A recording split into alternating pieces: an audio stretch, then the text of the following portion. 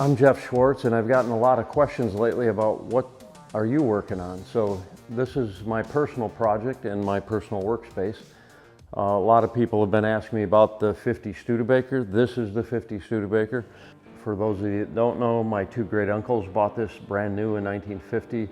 My second cousin Ray had it for many years, and he gifted it to me a number of years ago, and we built a chassis and put an engine. It's painted.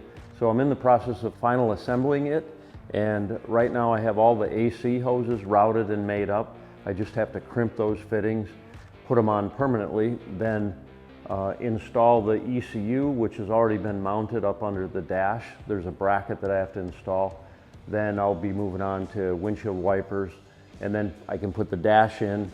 It's all been plumbed. You got to do wiring and final parts of the interior. The seats have been done, but the door panels and such, and then I'll also have to put glass in. So I'm hoping to have this done by the end of the year. Again, my free time is when I'm working on this, so I don't have a lot of free time.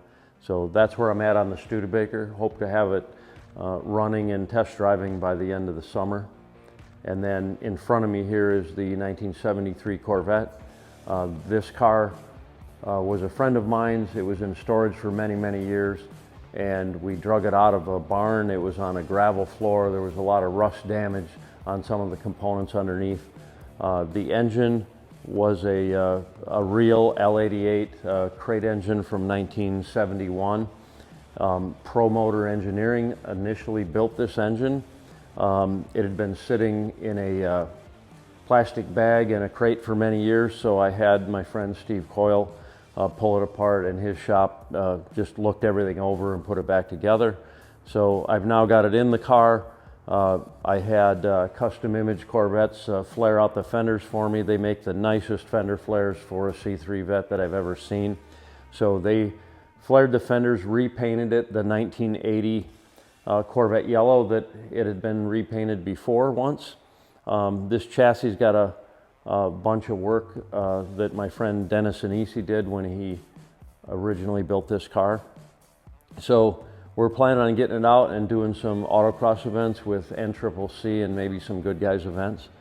This is a 440 cubic inch L88 engine, and it has a custom roller cam that I spec'd out for it earlier this year. So things I've got remaining on here, I've got a couple pieces of trim to put back on.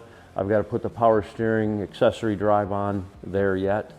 And then the brakes have been bled, and the exhaust is all installed. The plumbing is all done.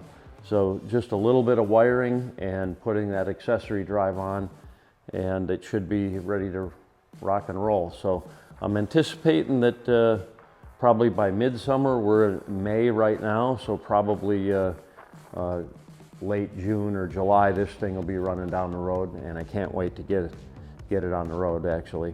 I did drive this car way back in probably 1985, somewhere in there, right after he got it put together, and it's an amazing car with lots of power.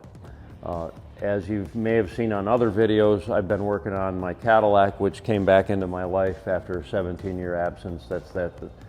That's back there in the background, and there's a couple separate videos on that car, but that's what I got going on in my garage.